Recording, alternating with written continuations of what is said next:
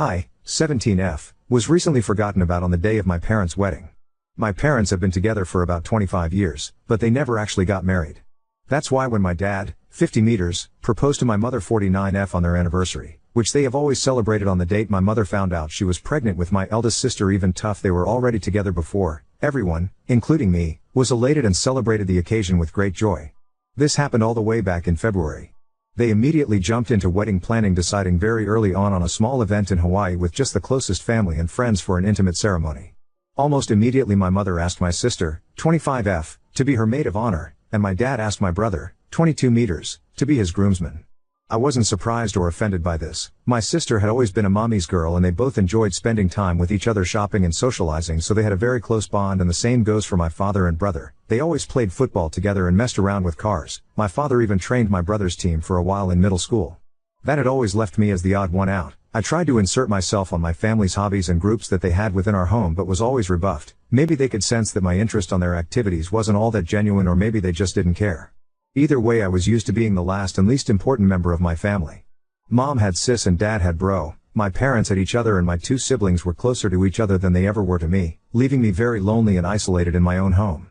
During the preparation for the wedding, initially it was suggested that I be the flower girl, but my sister thought that role would be more appropriate for her daughter, 3F, so that idea was quickly tossed away. Later on, my maternal grandmother suggested that I might read a poem or do a little bit of a speech during the ceremony, but both my parents refused because they wanted the wedding to be low-key, and they didn't think a cheesy and sappy speech would fit their vision, their literal words. I was still okay with all of this, even though it hurt to know I would be the only member of the family to not actually be part of the wedding party or have any role at all on the day. As the day approached, my parents and siblings got more and more caught up on all the wedding planning. I noticed my mom didn't invite me dress shopping, and that whenever they would have discussions about the venue or the event, I was left out, so I decided to see if they would realize that I wasn't being involved at all, and kept quiet, waiting for them to ask me something, anything, about the wedding, but that never happened. The wedding was set for 3 weeks ago, the end of August. The day before the departure, my mother casually asked if I had my luggage ready because we couldn't be late to the airport. I bluntly told her that I hadn't prepared anything. She got confused for a second and then snapped at me for not being prepared. I then asked her if I even had a ticket, and her face went pale. Yep, they hadn't even bought me a ticket, and I'm not even sure if I had a room or any accommodations once there. Even though I was the only person in my family without unstable income, I work as a part-time babysitter. My parents had bought first-class tickets for my siblings and the couple other friends that were attending the wedding but had forgotten me. My mom told me not to make a big deal out of it and that they can just find me a low-cost ticket last minute from a cheap airline, but I just replied by asking her, then what? Do I even have a dress for the ceremony? She went with sis to buy hers and all the other female guests months ago, but I wasn't included. That's when my father came in and just told me to suck it up and that I've never been a girly girl, so I could just wear whatever. I got mad at this because, even though I'm not the most feminine girl on the planet, I would have loved to be included in such an important part of my parents' wedding, and it was about the fact that I was excluded for literally everything that had been going on for months. We all got into a fight with them, calling me entitled and accusing me of making myself small intentionally so they would forget me, like that is a valid excuse for ignoring a child. They ended up telling me that if I was going to keep this attitude I might as well skip the whole thing altogether, to which I responded with a defiant fine and went to my room. Next morning they all left for Hawaii without me. The ceremony was really small, but they all posted loads of pictures on Insta and Facebook about how perfect and magical that whole week was being. People realized quickly that I wasn't in any of the photos and asked my parents why, to which they replied that unfortunately I had caught COVID before the trip and had to stay behind. My blood boiled at this. I don't know why this was the straw that broke the camel back for me, but it was. I decided to take a COVID test and published a picture of myself holding the negative test and captioned it, "Not sick at all, just forgotten." I tagged everyone that had questioned my absence from the trip and the wedding in the picture and, for good measure, also every person invited to it. I also wrote in the comments about how my parents had literally forgotten about anything to do with me until the day before parting and how they actually uninvited me. Most people were on my side and others couldn't believe it and thought there must be something more to the story than what I was saying, but one thing is for certain, I completely ruined my parents' wedding, and their day was overshadowed by my confession. At first I felt quite satisfied with myself for standing up on my own butt, after a barrage of messages from my family calling me every name in the book, and later, when they came back, them furiously attacking me for my immature actions and my spoiled behavior. My pride deflated quickly, and I began to feel awful. I hate my family, and I hate being in this house, but I'm a minor and can't leave just yet. I do feel like I could have handled the situation better though, and now I feel so depressed that I'm second guessing everything I did, from not speaking up before to the way I exposed them. I also feel guilty for the lack of connection between all of my family and me, and maybe I could have done more? Update 1. Thank you so much. A few days ago I could barely find the energy to get out of bed, and my family's comments had made me really believe that I was guilty for all that had passed, but, After seeing the responses to my post and all the support you guys were giving me, I felt somewhat reaffirmed in my actions and feelings towards my family. I'm still fighting the feelings of guilt and depression, but whenever I start to spiral I think on how much this community of strangers has had my back and I try to calm myself down with your words. Thanks to your input and advice I finally decided to call my grandma and tell her the full story.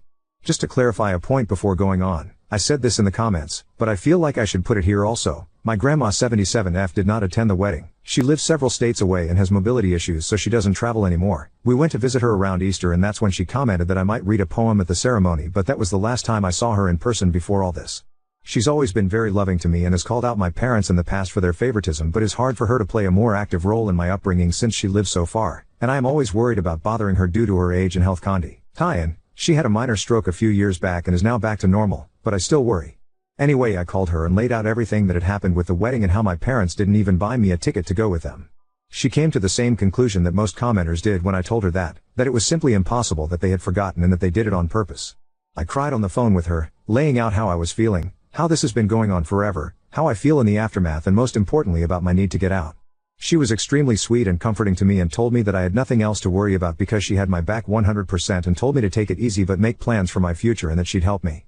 After that conversation, which lasted about 2 hours, I felt better, and I decided to listen to her and start moving to figure something out for the next school year. I have a friend who is going to lease a studio next to our future campus.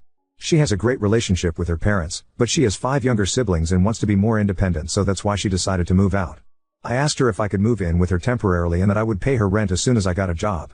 She immediately accepted and told me not to worry about rent or anything else until I was in a better position, and we had a good cry together when I told her all about my parents' wedding incident. So this all happened a couple days ago, and I was planning on doing the update then, but my grandma called my parents and my siblings to lecture them about how they were treating me. My brother just sent me a text afterwards with a half-hearted apologize saying that he didn't know I wasn't included and that he just thought I wouldn't have fun on the trip, and then I posted the pic just to create drama. My sister on the other hand berated me and told me that I kept trying to make public my own problems and pinning them on my family when they are all innocent. It has been weird with my parents ever since they came back from the trip, and at first they berated me and were furious with me, and after that, we've just been ignoring each other. After my grandma called them, they came into my room telling me that if I wanted to put this whole issue to rest I should shut up about it and that this could all had already blown over if only I had kept my mouth shut.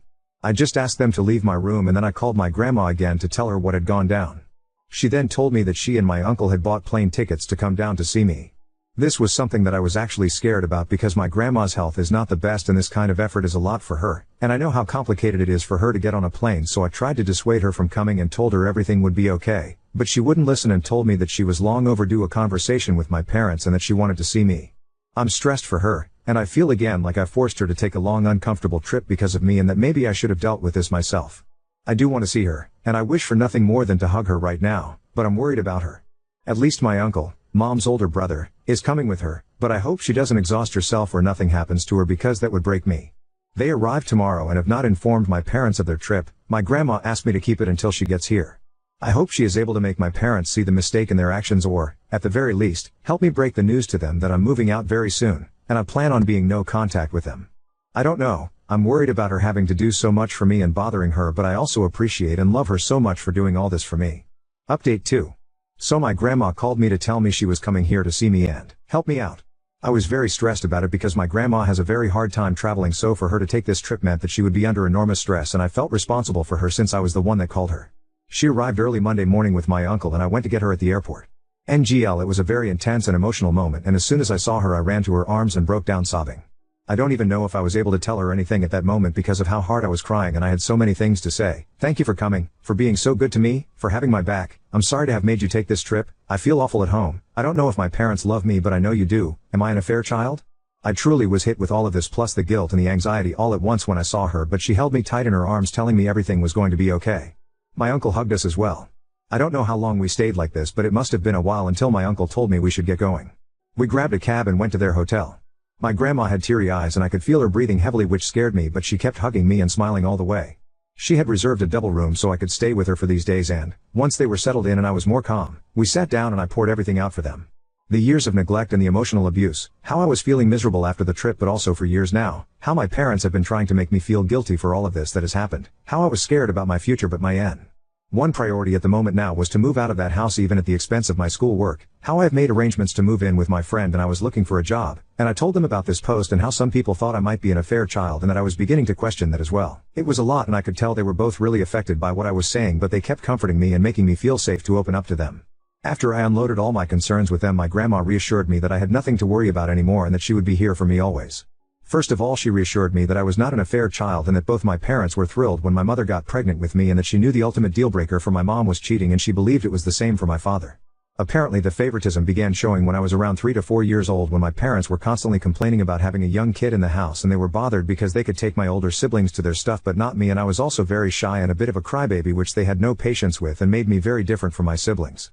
She told me that she knew that my parents had saved more than enough for my college. They're really well off, so that had never been a concern for me until now, thinking they might pull the funds away from me for my education, but that if they tried to not pay for my schooling she would take care of it and that she just wouldn't let me drop out because of money concerns.